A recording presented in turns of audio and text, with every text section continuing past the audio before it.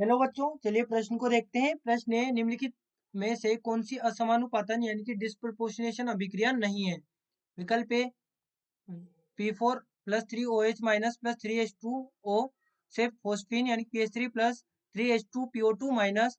विकल्प B F2 2F2 plus 2OH minus से 2F minus plus OF2 plus H2O। विकल्प C Cl2 plus 2OH minus से ClO minus plus Cl minus plus H2O। और विकल्प D 2H2O से 2H2O plus O2। तो देखिए बच्चों, यहाँ पर बात करें प्रश्न की मुख्य अवधारणा मुख्य अवधारणा तो देखिए, असमानुपातन अभिक्रिया क्या होती है? असमानुपातन असमानुपातन अभिक्रिया।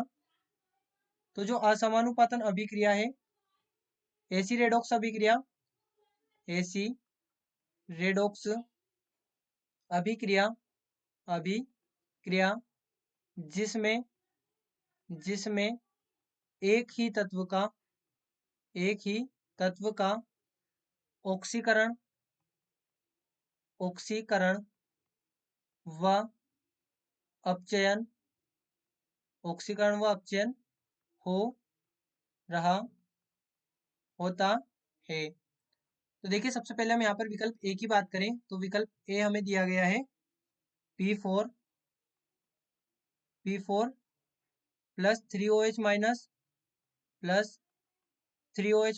प्लस H2O और फिर फोस्फीन 3H2O से यहाँ पर फोस्फीन प्लस H2PO2 माइनस, और ये यहाँ पर 3H2PO2 माइनस है, 3H2PO2 माइनस। तो देखिए, अब सबसे पहले हम यहाँ पर देखें कि जो ए हमारे पास में है, अब फोस्फोरस यहाँ पर 0 ऑक्सीकरण अवस्था में है, ऑक्सीजन यहाँ पर -2 ऑक्सीकरण अवस्था में है, हाइड्रोजन +1 ऑक्सीकरण अवस्था में है, यहाँ पर भी हाइड्रोजन +1 ऑक्सीकरण अवस्था में है, ऑक्सीजन -2 ऑक्सीकरण अवस्था में है।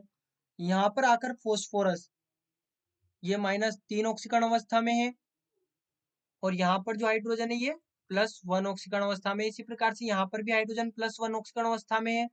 और जो फोस्फोरस है, ये फोस्फोरस यहाँ पर यदि ध्यान दें तो ये 2+1, यहाँ पर हम निकाल कर भी देख लें, 2+1 प्लस फोस्फोरस का हमें निकालना है, +2 इंटू ऑक्सीजन का होता है -2 बराबर है -1 के। तो हो जाएगा x +2 और -4 इज इक्वल टू -1, यानी कि x -2 इज इक्वल टू -1, यानी कि x बराबर कितना हो जाएगा? यहाँ पर ये हो जाएगा +1।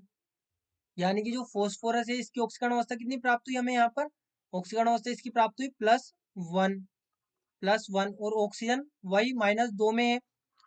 तो यहाँ पर हम देख सकते हैं कि जो फोस्फोरस है, इस फोस्फोरस का यहाँ पर तो अपचयन हुआ है।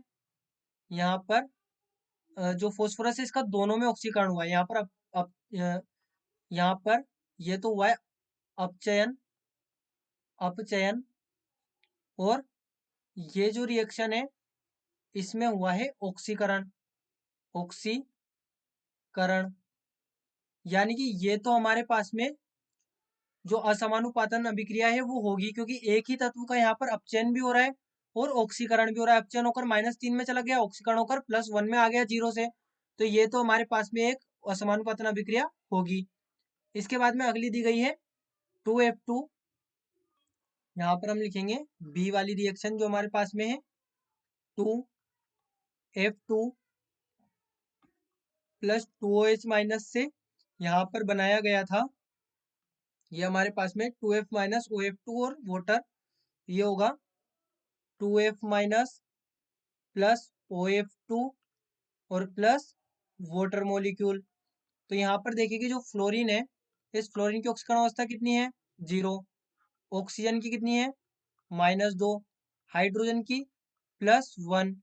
यहाँ पर फ्लोरीन में -1 ऑक्सीकरण अवस्था आ गई, यहाँ पर ऑक्सीजन की +1 ऑक्सीकरण, यहाँ पर जो ऑक्सीजन है इसकी +2 ऑक्सीकरण अवस्था आएगी। और क्यों आएगी? क्योंकि ये ऑक्साइड नहीं है, ये है फ्लोराइड। तो यहाँ पर फ्लोरीन -1 में हो जाएगा, और यहाँ पर हाइड्रोजन वही +1 में और ऑक्सीजन -2 में।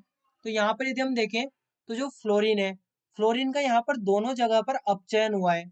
दोनों जगह फ्लोरीन का अपचयन हुआ है। यहाँ पर ये -1 में गया, ये भी अपचयन हुआ है, और यहाँ पर फ्लोरीन इसमें गया है -1 में, तो भी इसका अपचयन हुआ है।